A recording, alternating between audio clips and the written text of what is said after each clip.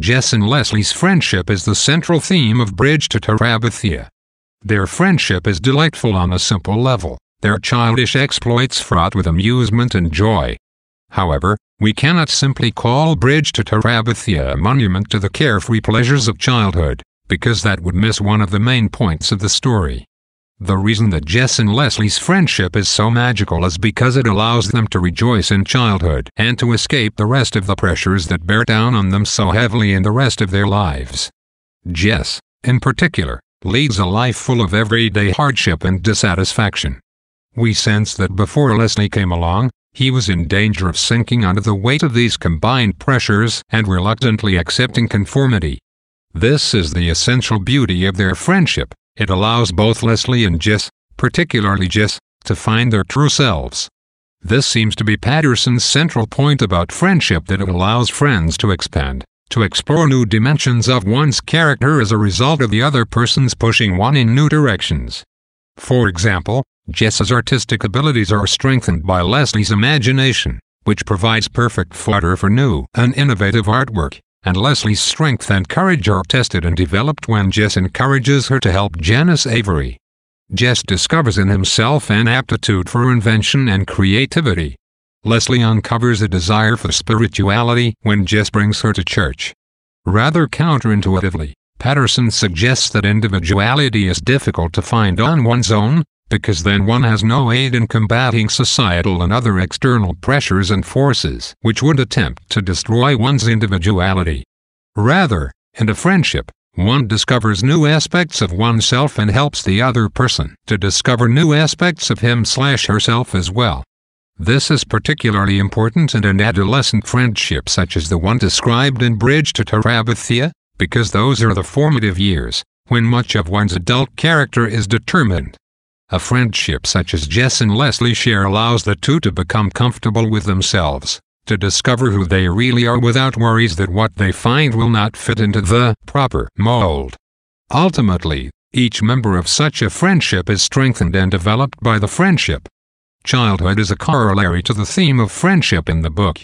As mentioned before, some people might have a tendency to breezily summarize childhood as a time of carefree bliss, when nothing could go wrong. This might be reinforced by the idealized times that Leslie and Jess spend in Terabithia, which seem to be the epitome of untroubled childhood joy.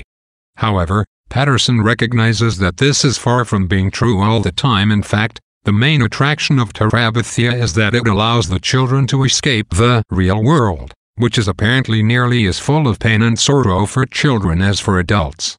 Sometimes this is played down a bit, as when Maybelle is devastated when Janice Avery steals her Twinkies. However, the character of Janice herself is perfect proof that childhood is not always perfect, given her father's violent abuse of her. Jess, too, struggles with very pervasive problems of identity imposed by his family and classmates. Leslie must contend with the disdain of her classmates and the wavering attention of her parents, whose work often dominates their lives. Patterson clearly encourages us to take a look beyond the stereotype of idealized childhood and to realize that children deal with problems just as pressing as those that adults face. Our priorities shift as we grow older, so we have a tendency to downplay the crises of childhood as unimportant, even though they are very real and important to the children who suffer them. Jess's main struggle in the book is to discover his true identity when faced with the demands of his family and society in general. The push is for him to conform, to discard his artistic talent and concentrate instead on those pursuits that are either more manly or which will be more practically useful to the family. His classmates expect him to come out of a certain mold as well, to watch the Washington Redskins on television and hang with the guys and act tough. However, it's Jess' misfortune, or, to offer an alternate point of view, his good luck not to fit this mold particularly well, and he feels trapped, finding running to be the only safe outlet for his own talents and inclinations.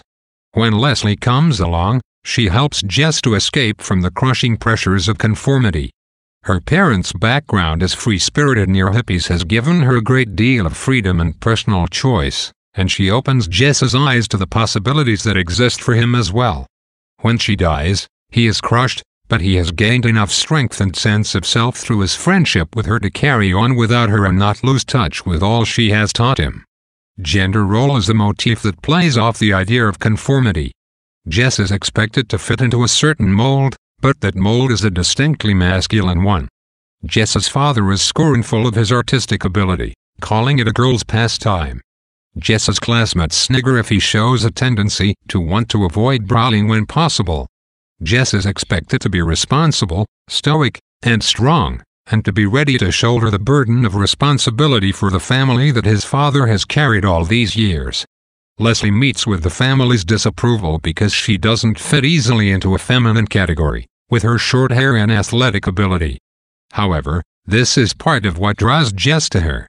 She has a liberating force that she exerts over all his cramped confinement. Leslie shows him that he does not need to fulfill a peculiarly masculine role, and that he is free to be himself without reference to gender stereotypes. Education is portrayed rather dubiously throughout Bridge to Terabithia. Certainly the area in which Jess lives is not strong on education. The rural area is dirt poor, with little money to fund a school system, and most of the residents are uneducated as well, farmers by destiny and by trade. Jess has very little exposure to intellectual thirst and curiosity until he meets the Burkes. They are all extremely intelligent and highly educated, a fact that sets Jess reeling at first. Certainly their education forms a crucial difference between them and the rest of the people in the area. Yet the dichotomy is not absolute. As Jess gets to know Leslie, he hungrily devours her books and eagerly immerses himself in the imaginary world of Terabithia.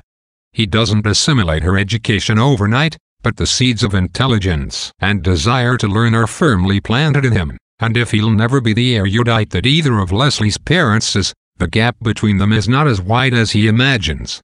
The reader is left wishing that Jess had the opportunity to have the education that Leslie's had, but in the end it isn't really necessary. His cleverness and ambition will take him far in their own right.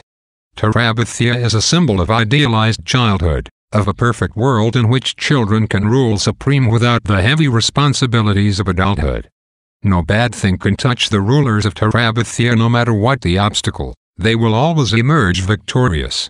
The place provides a much-needed refuge for Leslie and Jess.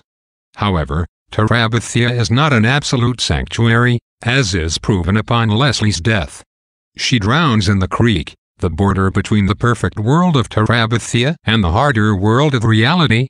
The novel suggests that Leslie is frozen forever on the boundary between childhood and adulthood, symbolized by the creek itself. By the end of the novel, Jess comes to understand that the enchantment of Terabithia is meant to last for a season only, and not that he must move on, necessarily, but that he must not depend on Terabithia as an escape anymore, but instead start tackling life's problems head-on. By the end of the novel, Jess is a man, though not exactly in the sense that his father has hoped for all these years. Rather, he has managed to strike a balance between retaining the best parts of childhood and attaining a new maturity. When they originated the idea of Terabithia, Leslie decreed that the rope swinging over the creek would be a magic rope, the only entrance to the magical land. Jess accepted this decree wholeheartedly, and always felt that Terabithia was not really Terabithia unless one entered by the prescribed method. When the rope snaps, it seems to be a symbol stating that the magic is at an end. The breaking of the rope seems to cement the fate of Terabithia, which really died with the death of its queen. However, Jess eventually comes to realize that the magic is in him as much as it was in Leslie, and he has the power to resurrect Terabithia. It will be different, completely different, but its soul will remain the same. Jess himself has broken some ties with Terabithia in his newfound maturity. However, Mabel is still a child, and deserves the enchanted childhood only available to her in Terabithia. In building the bridge to Terabithia, Jess affirms that the beauty, wonder, and magic that were so much a part of Leslie did not disappear when she died. Instead, he perpetuates that magic, and in a form more solid and lasting than the rope. Jess's days of absolute, carefree, childish happiness in Terabithia are over, but he passes Leslie's legacy on by building the bridge to Terabithia.